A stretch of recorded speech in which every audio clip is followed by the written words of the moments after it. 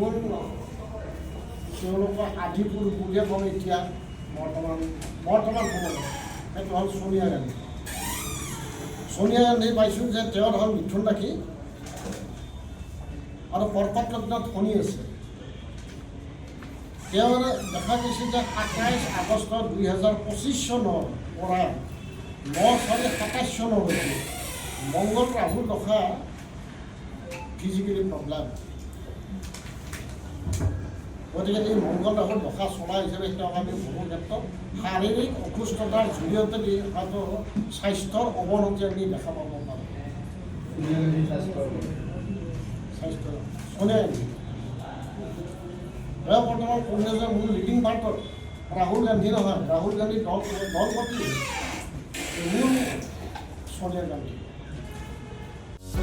যিকোনো খবৰৰ বাবে যোগাযোগ কৰক আমাৰ এই নম্বৰত 9181 307 221।